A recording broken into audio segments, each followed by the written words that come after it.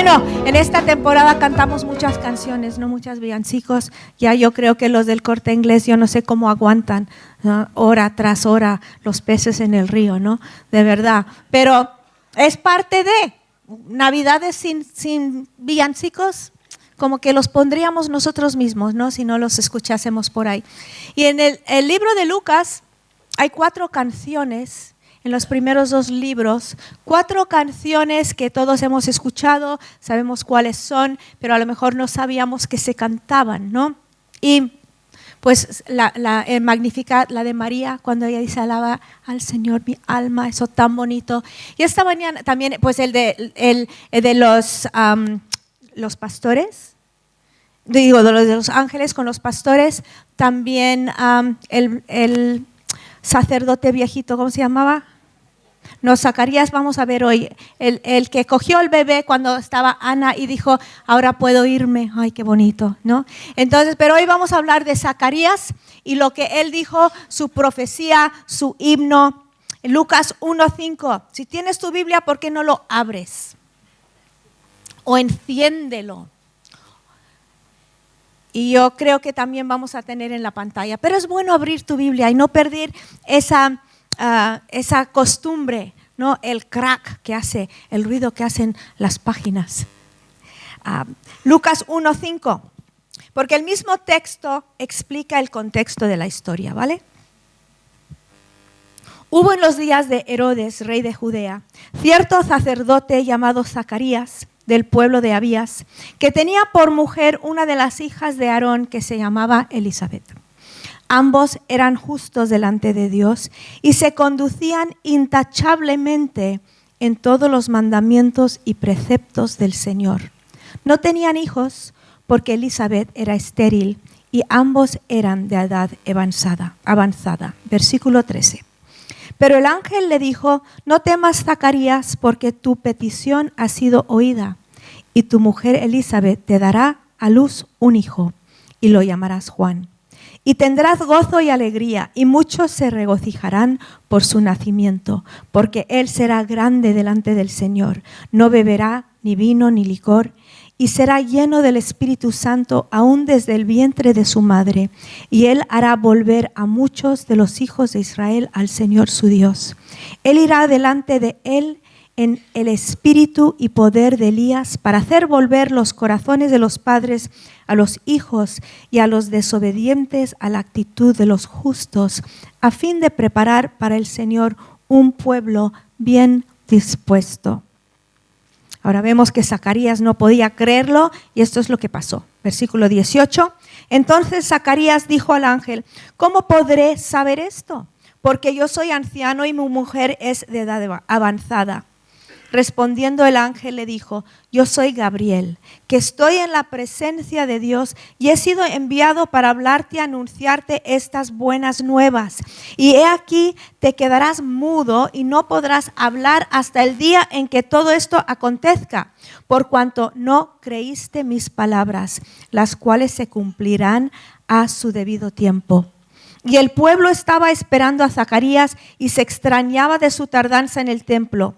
Pero cuando salió no podía hablarles y se dieron cuenta de que había visto una visión en el templo. Y él les hablaba por señas y permanecía mudo. Y cuando se cumplieron los días de su servicio sacerdotal, regresó a su casa. Ahora pasan 9 meses. Nace Juan el Bautista.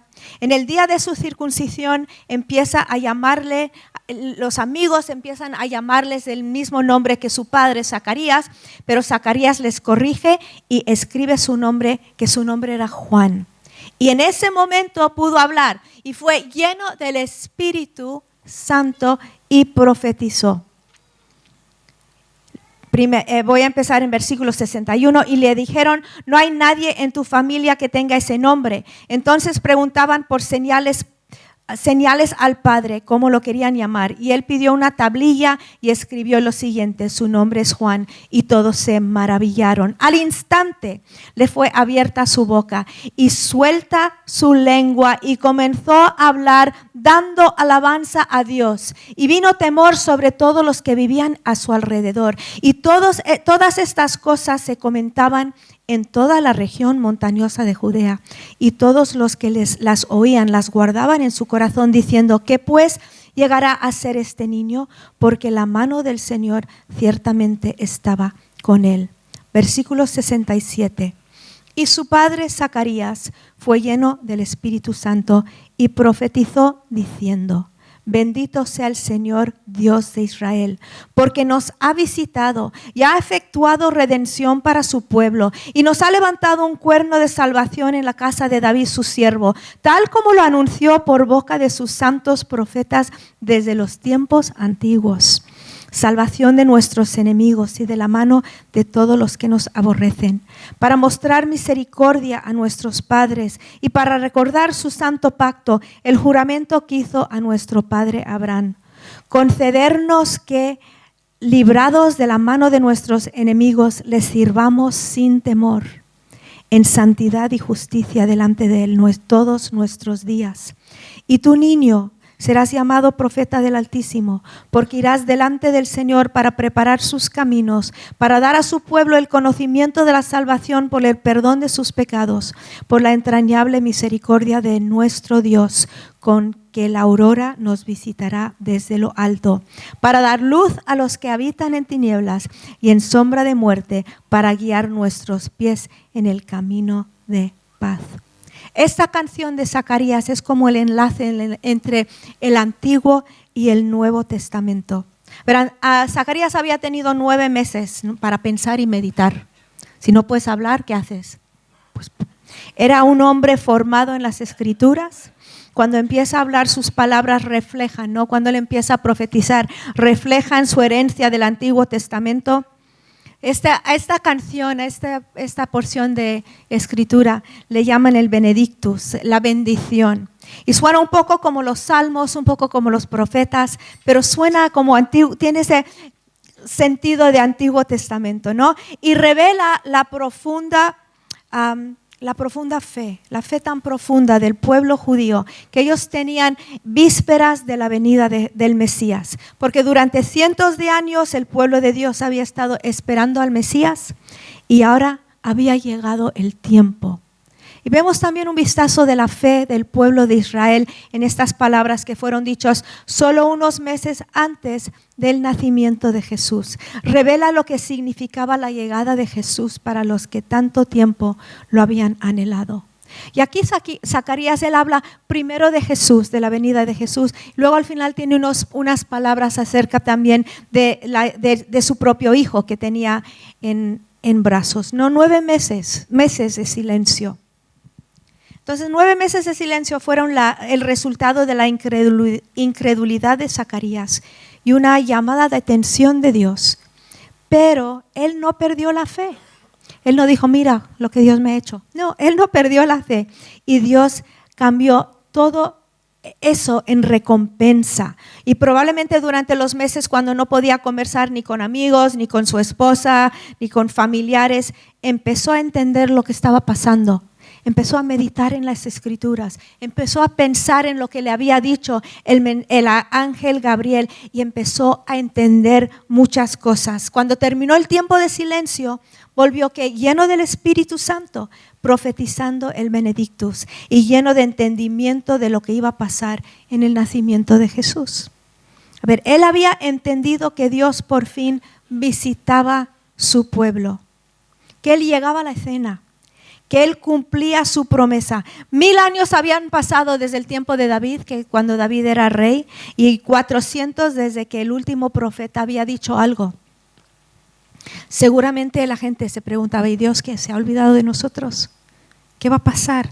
Sabían, habían escuchado, habían leído, se les había enseñado que uno iba a nacer en Belén, en la ciudad de David, que iba a reinar, que iba a ser de salvación, de redención, que iba a restaurar Jerusalén a su primera gloria. Eso todo lo habían escuchado, pero habían pasado muchos años de silencio del cielo.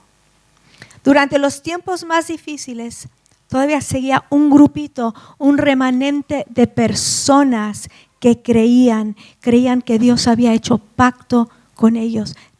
Pensaban, creían, sabían que iba a venir el Mesías. Nunca perdieron la esperanza. Nunca perdieron la esperanza de la visita divina. Nunca perdieron esa esperanza del cumplimiento de la promesa. Entonces, cuando Zacarías miró a su bebé recién nacido, él sabía que otro bebé, el Mesías, estaba por llegar. La canción de Zacarías se trata de que Dios mismo ha visitado el mundo. Vemos 4 propósitos, creo que son 4, en esta canción. 1, nos dice que su venida trae salvación. Nos trae salvación su venida. Versículo 68 dice: bendito sea el Señor, Dios de Israel, porque nos ha visitado y ha efectuado redención para su pueblo, y nos ha levantado un cuerno de salvación en la casa de David, su siervo.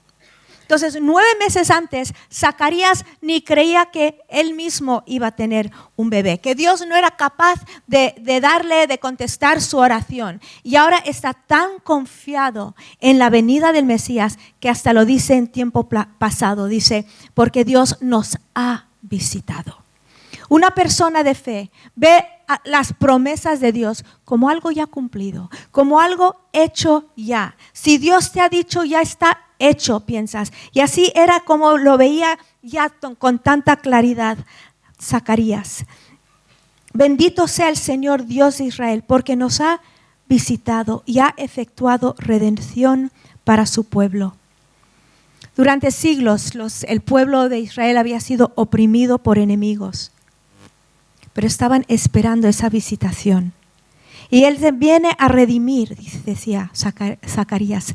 Ahora, él tenía la idea de que Jesús iba a redimir, no tenía la idea de que Él iba a redimir del pecado. Él esperaba que Jesús iba a redimir, liberar de la opresión romana y que el Mesías reinará sobre un pueblo liberado. No lo tenía todo muy claro, pero sabía que venía un Redentor. Bendito sea el Señor Dios de Israel, porque nos ha visitado y ha efectuado redención para su pueblo y nos ha levantado un cuerno de salvación en la casa de David, su siervo. ¿Qué significa un cuerno de salvación? Siempre me parecía raro, ¿no? Cuando yo era joven yo pensaba que el cuerno de salvación era tuturú, ya vienen los refuerzos, ¿no?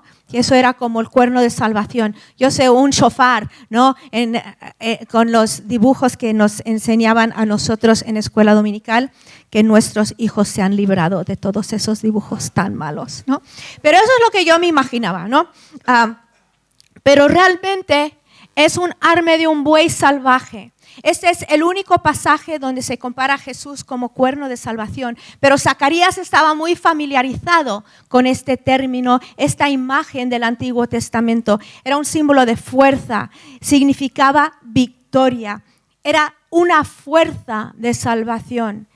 El Redentor viene con una fuerza de salvación. Y en los tiempos de la Biblia, cuando no había ni carros, ni tanques, ni helicópteros, ni nada de lo que vemos hoy, es fácil imaginar a un buey como símbolo de fuerza, como símbolo de victoria. Miqueas 4 dice, no puse el versículo, lo siento. Levántate y trilla, hija de Sión, pues yo haré tu cuerno de hierro y haré tus pezuñas de bronce para que desmenuces a muchos pueblos, para que consagres al Señor su injusta ganancia y sus riquezas al Señor de toda la tierra. Salmo 18:2 dice, el Señor es mi roca, mi baluarte y mi libertador, mi Dios, mi roca en quien me refugio, mi escudo y el cuerno de mi salvación, mi altura inexpugnable, dice el salmista. Entonces ya tenían esta idea de una fuerza, de algo ofensivo, ¿no? Aquí David o el salmista dice, David dice que Dios no solo es mi escudo, también no es solo mi defensa, también yo ataco y yo gano victoria. Entonces Jesús es levantado como cuerno de salvación, una fuerza poderosa que Dios usa para salvar su pueblo de sus enemigos y de los que le aborrecen. Entonces principalmente Zacarías está diciendo que Jesús un día literalmente destruiría a sus enemigos para siempre. Y eso sabemos en la segunda venida, eso va a ocurrir. Sin embargo, significa aún más que eso. Trae salvación. Su venida trae salvación. Otra cosa, su venida trae transformación. Nos da la posibilidad de ser cambiados. Tenemos esa esperanza de cambio. Versículos 74 y 75. Concedernos que, librados de la mano de nuestros enemigos, les sirvamos sin temor, en santidad y justicia, delante de Él todos nuestros días. Entonces, su venida trae transformación. Trae una transformación emocional. Nos produce una transformación emocional. Concedernos que, librados de la mano de nuestros enemigos, les sirvamos sin temor. Sin temor. ¿Cuánto nos limita el miedo? ¿Cuánto nos limita el temor? Me acuerdo una vez hace años que estuvo aquí un misionero que llevaba Biblias al Medio Oriente, a países muy peligrosos donde era ilegal hacer esto, donde podrías terminar en la cárcel por compartir tu fe. Y nos preguntó, y esta pregunta que ya hace como 15 años lo tengo aquí, dice, ¿qué haríamos por Dios si no tuviéramos miedo? ¿Qué haríamos por Él? Y luego dijo, ¿qué harían tus hijos por Dios si no tuvieras miedo? ¿Cómo nos limitamos y cómo nos limita el miedo? Él nos libera de nuestros enemigos para que les sirvamos con temor. Y hay tantos, como ya dijo Itiel antes, hay tantos enemigos. Los enemigos de nuestros complejos, de no ser, de no tener, de no saber, y no nos deja servirle sin temor. El enemigo del perfeccionismo, que no nos deja hacer por temor de ¿qué? De no hacerlo bien. De no hacerlo porque que sabes que, bueno, al final a lo mejor no va a quedar como yo quería. Es enemigo del perfeccionismo. Así que como es tu enemigo, no haces nada. Prefieres no hacer nada que no hacerlo perfectamente bien. Y como solo Dios es perfecto. O el temor al fracaso, que es un poco igual, lo mismo. El enemigo del orgullo. No sirves porque quizá tengas que recibir órdenes y no darlas. O no ser el más importante, el visto por todos. Así que ese enemigo del orgullo no te deja servir sin temor. El temor de no ser tomado en cuenta. El temor al aburrimiento. Hacer eso otra vez. El temor al compromiso. Cómo nos limitan los temores. Cómo nos miente el pecado. El temor de perder algo es lo que te dice el pecado. Te vas a perder algo. Si permites que Dios te libere para que le sirves, a lo mejor te vas a perder algo. Todas son mentiras. El temor nos limita, el temor nos ata, el temor no nos deja vivir libres y felices. Pero aquí dice que Jesús viene para librarnos de nuestros enemigos, para que le podamos servir sin temor. Entonces, su venida produce una transformación emocional, también produce una transformación en nuestra identidad, que hemos estado estudiando esto en los últimos meses. En santidad y justicia, en santidad y justicia, versículo 75, delante de Él todos nuestros días. Ahora, le servimos sin temor, no para ser independientes de Él, pero para vivir en santidad, apartados en nuestro corazón del mundo para Él, habiendo recibido su justicia. La meta no es simplemente liberar a un pueblo oprimido, es para crear un pueblo diferente, un pueblo santo en un mundo lleno de cosas horribles, un pueblo que se levanta en justicia, un pueblo que no se deja llevar, un pueblo diferente. Un pueblo como Cristo, un pueblo diferente. Él produce una transformación en nuestra identidad. Un pueblo que es santo y justo y vive sin temor porque confía en Él y tiene ese deseo de servirle. Nosotros somos la justicia de Cristo Jesús. Esa es nuestra identidad. No dependemos de nuestras obras ya. Y cuando transforma nuestra identidad, entonces también transforma nuestro comportamiento. Lo que pasa es que muchas personas intentan cambiar su comportamiento sin cambiar la identidad. ¿Qué tal os va eso? Mal, ¿no? Difícil. Cambia. Cuando cambia tu identidad, lo que amabas tanto ya no te llama la atención. Lo que hacías ya no lo haces. Lo que te llenaba ya no te llena porque hay otra cosa. Entonces, su venida produce un cambio emocional, un cambio de identidad, esta transformación. Y también produce una transformación espiritual en nosotros. En la última expresión de Zacarías, habla él de 3 bendiciones grandes que la venida de Jesús trae al mundo. Trae el perdón. Bueno, vamos a leerlo en el versículo 77. Para dar a su pueblo el conocimiento de la salvación por el perdón de sus pecados, por la entrañable misericordia de nuestro Dios, con que la aurora nos visitará desde lo alto, para dar luz a los que habitan en tinieblas y en sombra de muerte, para guiar nuestros pies en el camino de paz.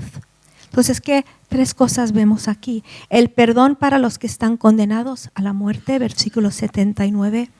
Es luz a los que están en la oscuridad y es guía o dirección para los que han perdido el camino. Esta es la diferencia que hace Jesús en una vida. Zacarías nos hace ver que el Mesías viene para sacarnos de la oscuridad a la luz.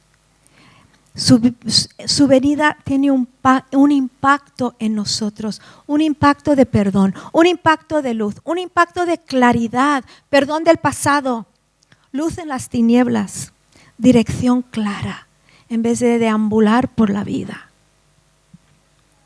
Todo esto vino Jesús para darnos. Ahora, la gente es triste cuando no se dan cuenta que necesitan perdón, luz, dirección. Hace unos años estaba yo hablando con una persona, un hombre de 35 años, y me dijo, tengo 35 años. Todas las decisiones que he tomado en mi vida han sido las incorrectas. Ay, me dolió tanto. Dijo, todo, no he sabido nunca qué hacer. Se dio cuenta que él solo no podía, ¿no? Que él necesitaba luz, él necesitaba dirección. Es guía para los que han perdido el camino. Y la gente no se da cuenta. Jesús es libertador y redentor para los que claman a Él. Pero lo triste es no clamar. A ver, si alguien te viene y dice, mira, quiero regalarte este mega ordenador, pero tú tienes uno que es igual de bueno, te da un poco igual, ¿no? Pero si tu ordenador ha muerto, tienes un trabajo que tienes que entregar la semana que viene y tu año entero depende de ese trabajo y te regalan un ordenador, la reacción es un poco diferente, ¿no? O si tú has vivido toda la vida, yo qué sé, en Murcia, en Almería y te regalan un abrigo polar, bueno, gracias, ¿no? Pero si te mudas a Burgos, sacas ese abrigo con tanta gratitud, ¿no? Es diferente cuando vemos nuestra necesidad de algo. Si nos regalan algo que no necesitamos, nos da igual. Y lo triste es que muchos no saben lo que necesitan. No valoramos un ofrecimiento de ayuda si no sabemos que lo necesitamos. Cuando yo estaba terminando este mensaje, me acordé de una anécdota verídica de mi familia de hace unos años, que estaban mis 2 tías, 2 hermanas de mi padre, en el coche con mi prima y 2 niños pequeños. Y el coche empezó a salir humo. Entonces aparcaron y mi tía, que es un poco la más histérica, empezó, saquen los niños de aquí, que hay humo, que tenemos tanque lleno, que no sé qué. Y estaban diciendo, tranquila tía, tranquila. Pero ella cogió a todo el mundo, empezaron a andar y ella, lejos. Y como en las pelis, el coche. Hombre, no tanto como en las pelis, pero un incendio, sí explotó. Luego, ay, gracias, tía. ¿Me explico? ¿Por qué? Porque no sabían que estaban en peligro. No sabían. Y muchos están en peligro y no se dan cuenta por todas las cosas que hemos hablado hoy, ¿no? Ven la historia de Navidad pues como algo bonito, pero que no, a ellos no les va, no lo necesitan. No se dan cuenta. No se dan cuenta ni de su condición, ni el poder de la salvación que Dios trae. No se dan cuenta del sacrificio que hizo. No se dan cuenta porque nunca han estado en la luz. Nunca lo han probado. Lo han visto, pero no lo han probado. Dicen, eso es bueno para él, pero para mí yo soy diferente. No, yo soy especial. Yo soy más listo. Yo soy peor persona. A mí Dios no me puede salvar.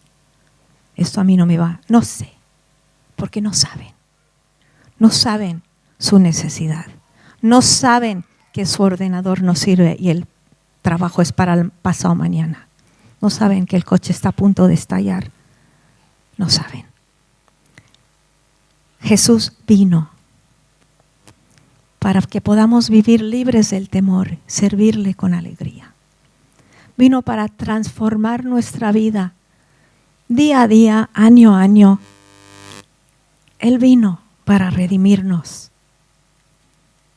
Y en estas Navidades sería tan bonito si pudiéramos abrir nuestras vidas y decir, ¿es esto real? ¿Te hiciste hombre? ¿Viniste al mundo? ¿Quieres cambiar mi identidad? Esta mañana estaba leyendo un devocional y hablaba de María y cómo ella pudo creer porque sabía quién era. Dijo, aquí estoy, soy tu sierva, haz lo que quieras. Y cuando sabemos que eso es lo que somos sus siervos, queremos servirle con alegría y libertad. Podemos tener fe para que Él haga lo que Él quiera hacer en nosotros, con nosotros, a través de nosotros.